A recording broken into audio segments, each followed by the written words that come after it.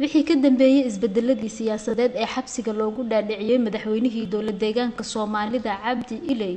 bartamihii sanadkii 2018 iyo imaatinkii Mustafa Cagjar waxaa inta badan deegaanada dowlad deegaanka Soomaalida ka dilaacay qalalaasi siyaasadeed iyo dagaal beeleedyo aan dabaqabad lahayn kuwaas oo galaaftay nolosha boqolaal qof sidoo kalena barakiciyay kumanaan kale deegaanada ay dagaaladaasi ka qarxeen waxaa ka mid ah Ceel Afweyn iyo Salaxaad oo ka tirsan gobolka Erar halkaas oo muddo dhowr bilood ay ka aloosan tahay colaad u dhaxaysa beelo walaalo ah oo hore daaq iyo biyo wadaag u ahaa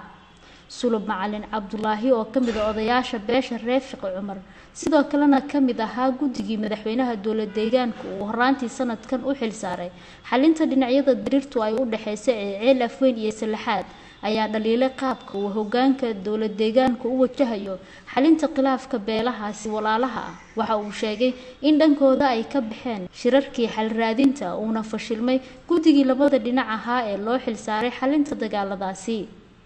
waxaan kamid ahaa odayaashii ugu horeeyay ee ergada magaalada Jigjigaad ku galay 10 oday ayaanu markii ugu horeysay ku galay 10 kanaga oday waxa la leeyahay man gudi ah oo idin dhaxaadinaya ayaa lidinku yeedhayaa gudida magacyadeeda leedin sheegayaa qabiilka yihiin baa leedin sheegayaa waa dhiibanaysan hadii aad ku kalsoonaataan isla markii sidaas ay dhacday waa la noo yeedhay anaga oo aan ka wareynin gudidaasi qabiilka ka socoto Soomaali inta ka maqan Soomaali inta ka joogta ayaa waxa la leeyahay qoladii kale way dhiibatay maaragtay kalsoonidii bay dhiibatay idinkuna dhiibta meesha markii oo risabo waan isku khilaafnay khilaafka ka bacdi waxa maaragtay aan niri ama dhiibta ama hadhiibinina kala doorta baa la leeyahay si handadaadi ku jirto oo xaqiiqa anagoo iskhilaafsan ayaa waxa la yiri wanu dhiibanay waxaana u dhiibanaynay markaas nabadda in nabadda maaragtay oo kaliyeeta maaragtay nabadgeliyada in aad ballan qaalaysaan oo maaragtay ballan aad maaragtay halkaas gadab la dhigayo inaydan xaqiina dib ka bilaabaynin dambe ayaanu horta qoorta u dhiibanay gudida aanu qoorta u dhiibanay anagu ma ayna ahayn gudi aanu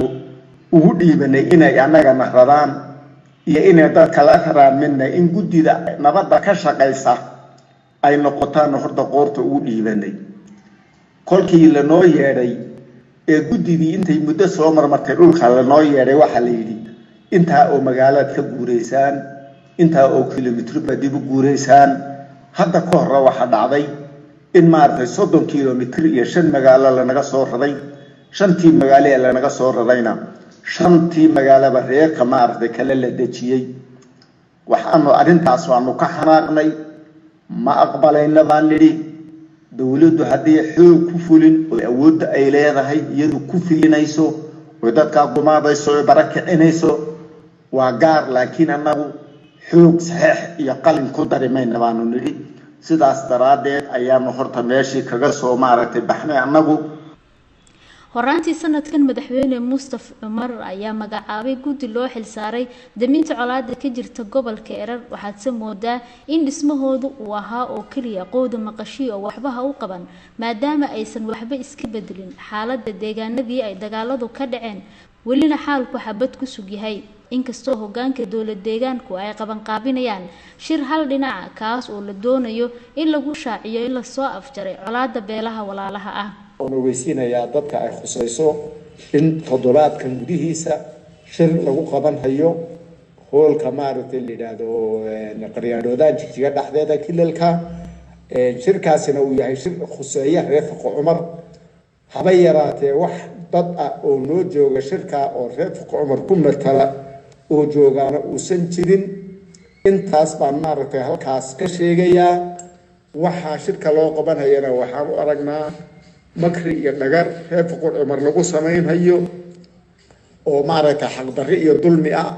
in maaragtay dawladda xataa maaragtay lagu afduubayo oo dadweynaha lagu afduubayo wax dad ah oo halka noo jooga oo noo matala oo magaca Reefiq Cumar oo odayaal iyo maaragtay wax garad iyo aqoon-yahan bajiro intaas baan caalamka ogeysiinayaa iyo cidii ay khuseysaba. nabadoon sulub oo sii wata hadalkiisa ayaa ugu baaqay dowladda dhexe ee Itoobiya inay soo farageliso arrimaha ka taagan deegaanada dowlad deegaanka Soomaalida isagoo dhanka kala sheegay in dacwad ka dhan ah hoggaanka dowlad deegaanka ay ka furayaan magaalada Addis Ababa ee dalka Itoobiya. haddana Addis Ababa ayaanu u joognaa dacwad abeetaya baan nahay dowladda federaalka ayaanu leenahay xuquuqdanada hoos loo dayo dastuurka Itoobiya iyo sharciga samaawiga ee kitaabka eenu aaminsanahay labadaas baanu aaminsanahay haddii dastuurka Itoobiya uu qoro dowladda kilalku waxa ay sheegtay kalsooni baanu ku qabnaa. inkastoo ay jiraan baaqyo nabadeed oo dadka deegaanku ay jeedinayaan haddana waxaad moodaa in xaaladdu ay weli murugsan tahay. dad badan ayaa qaba in xubno ka tirsan hoggaanka sare ee dowlad deegaanka Soomaalidu ay sii hurunayaan colaadda ka aloosan Salaxaad iyo Ceel Afweyn waxaana xusid mudan in dagaaladaasi ay sidoo kale saameyn ku yeesheen gudoomiyaashii Raaso iyo Salaxaad oo xabsiga loo taxaabay. Nimco Maxamed Bashiir RTN